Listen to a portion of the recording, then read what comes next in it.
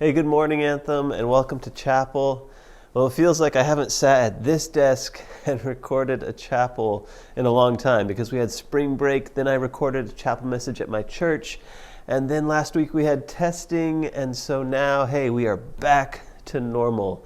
And also because of our crazy schedule we've had over the last few weeks, we haven't been able to talk about the March Students of the Month. So I want to start with that today, and then we'll get into the rest of our chapel. So here we go. For kindergarten, we have Esteban Hernandez for helping his friends and putting others first before himself. In first grade, we have 2 Students of the Month for March. First is Penelope Phillips for always being kind and always being willing to be a great helper. And Alan Mattebag for his participation in class and completing all of his work neatly.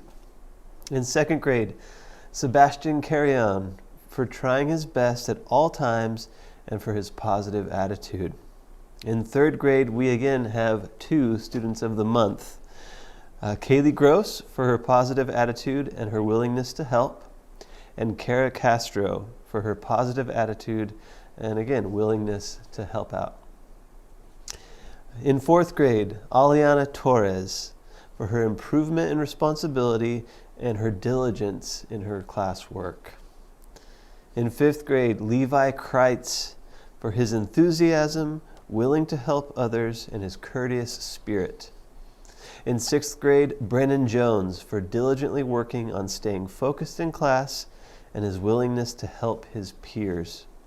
And in junior high, Ashiana Short for her extreme helpfulness and thoughtfulness and her wonderful attitude, and Nathan Truong for his consistent effort and obedient heart.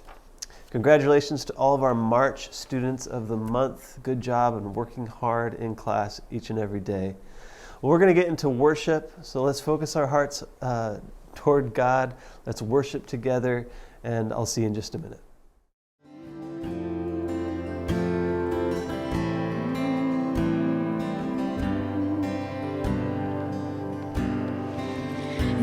Give life, and you are love, and you bring light to the darkness. You give hope, and you restore every heart that is broken.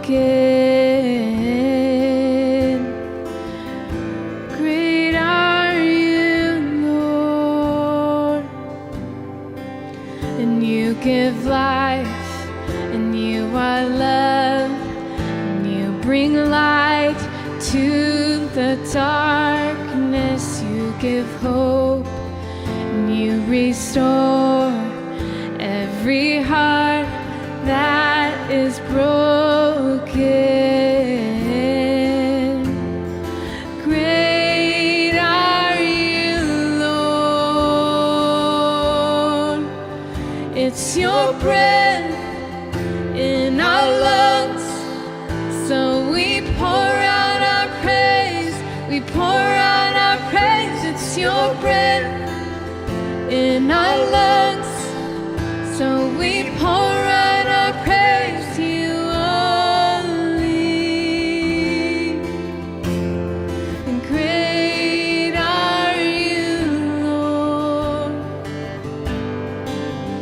You give life, and you are love, and you bring light into the darkness. You give hope, and you restore every heart that is broken. Great are you, Lord. It's your breath in our lungs, and so we pour out our praise. We pour out our praise. It's your breath in our lungs, so we pour out our praise to you only. It's your breath in our lungs, so we pour out our praise. it's your breath in our lungs, so we pour out our praise to you only. Great are you, Lord, so great to us, God. And great are you, Lord.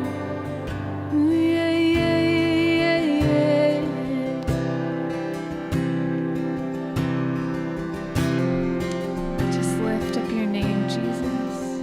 So great to us, so great to us, Lord. All the earth will shout your praise. Our hearts will cry. These bones will sing. Great are you, Lord. All the earth will shout your praise. Our hearts will cry. These bones will sing. Great are you, Lord. And all the earth will shout your praise. Our hearts will cry. These bones will sing. Great are you, Lord. This is your breath in our lungs, and so we pour out our praise. We pour out our praise. It's your breath in our lungs, so we pour out our praise to you only. It's your breath in our lungs, so we pour out our praise. We pour out our praise. It's your breath in our lungs, so we pour out our praise to you only. Oh, great are you, Lord, so worthy of praise, God. Great are you, Lord.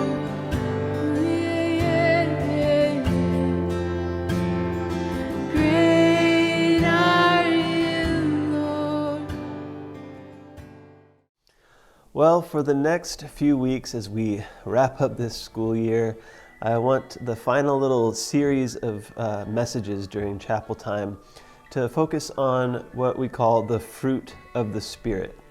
You've probably heard about this or that term, fruit of the Spirit, and we're going to be looking at all these things. I want to read out of Galatians chapter 5.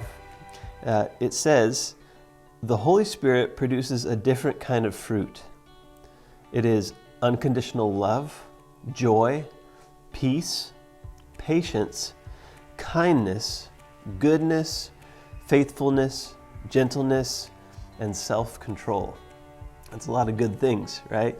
And it's a kind of a funny name for these things, right? The fruit of the Spirit is kind of we're like, what is that? What's the deal? And you got to understand, when Paul, who wrote the letter of Galatians in the Bible, when he wrote this, he was writing to people who thousands of years ago would have been very familiar with agriculture. Back then, a lot of people were in farming because that's how you had to survive, that's how you had to make a living. They didn't have the industry that we have today. So many people would have been very familiar with agriculture, with fruit and vegetables and trees and plants and how they work. And so as Paul is writing to these people, he's using this analogy of fruit, because everybody would have understood if a tree produces bad fruit versus good fruit, that tree that produces good fruit is more valuable. So they would have understood this. Have you ever had an orange? This happens to me all the time, right? I get a bag of oranges at the grocery store, or a bag of cuties, the little guys. I like those better, actually. And you don't know if you're going to get a good batch or a bad batch, and you open it up and you take that first bite and you're like, oh man, I got a bad batch. They're not sweet, they're sour, they're not good. That tree did not produce good fruit. I want fruit that is from the tree that produces good fruit. And so these things that Paul is talking about as fruit of the Spirit, these are the good stuff. This is the stuff that the Holy Spirit can help us bring into our lives. So we're going to be talking about these. And I want to think about this idea that they don't come automatically. These things like kindness and love, joy, peace, patience, these things don't just magically come into our lives when we receive God and His Spirit comes to live in our hearts. They don't just, boom, they're there and hey, we're joyful, I have tons of patience, this is fantastic. It doesn't work like that. The Holy Spirit helps us develop these things in our lives because many of these things don't come naturally to us. So we're just going to talk about the first three today. We're going to be talking about the others in the coming weeks. We're going to be talking about love, joy, and peace. Well, wait a second. Didn't we talk about love, joy, and peace back at Christmas time? Wasn't that like a big central theme? Yes, it was. But these things are not just for Christmas time. They're not just for these special days or special times throughout the year. These things are for every day of our lives. Love, peace, those are things we want every day of our lives, right? So let's talk about these things. Love. It's an acceptance and a kindness toward everyone. Your family, your friends, your neighbors. We're supposed to love others just as Christ loved us. And He loves us despite anything we've done, despite our little quirks and all the different things that we do that perhaps fall short of what His plan for our lives is. He still loves us. And so we are to love others no matter what. We have to show love through actions. Help your parents at home. Help your siblings. Be kind to your siblings. Encourage your friends. This is how we show love to our neighbors and to the world around us. We are all God's creations. You, me, the person sitting next to you, your teacher, your parents, that stranger walking down the street. No matter what, every person is God's creation. And we all have feelings, we all have emotions, we all want to be loved. And so, above all else, we need to love others unconditionally. We need to be inclusive and not divisive. There's a lot in our world today, there's so much that divides us in our country, throughout the world. There's so many things. And those divisions are not healthy. We can argue all day about our different opinions, but it doesn't matter. We are God's creation. We all want to be loved. And so the way that we bring about God's kingdom in the world around us is to simply love people for who they are, no matter what. Joy. Joy is a weird, tough thing to describe, right? It's not just happiness, right? It's hard to describe joy, but I like this description that I found. It says it's an overwhelming sense of gratitude and being excited about the life that God has given us, because we are so blessed. We are so blessed. Even if you feel like poor, right? Even if you look at your family and you look at other families and you're like, oh man, I feel like maybe we're poor. You know what? We have so much. The fact that we live here in the United States, the fact that we can come to this school, we are so blessed. And yes, we will have struggles, but let's focus on being joyful, grateful for the many blessings that we do have. Finally, peace. And peace, I want to think about an internal peace and an external peace, meaning the peace that's inside of us and the peace that we have to bring to the world around us. We have peace inside knowing that Christ is with us. He is by our side each and every moment. Each tough day, each difficult situation that we walk through, God is there. And if we reach out to him, he will walk with us through that. It doesn't mean he'll take us out of it and fix everything like magic, but he will walk by our side. We can have peace knowing that God is with us. We can have peace no matter what our circumstances are. As I mentioned before, when we're being joyful about even the little things that we do have, no matter what our circumstances are, we know that Christ lives in our hearts. He is walking with us. So no matter what's going on in your life, God is with us and we can have peace. We want to move to external peace. We need to have peace with those around us. The person sitting next to you who maybe you got into a little bit of an argument with at recess. Your parents who maybe you don't agree with all their rules all the time. Your siblings who, hey, like you're always at each other's throats. I have a brother and a sister. My brother and I, we fought like a lot. We fought a lot. So I get it. It's tough with your siblings to have peace, but we have to strive for it. We have to try. Promoting peace in the world around us through our actions. As you grow and you go out and you go to high school, college, you get a job, start a family, your actions will either bring peace to the world around you or it will cause division in the world around you.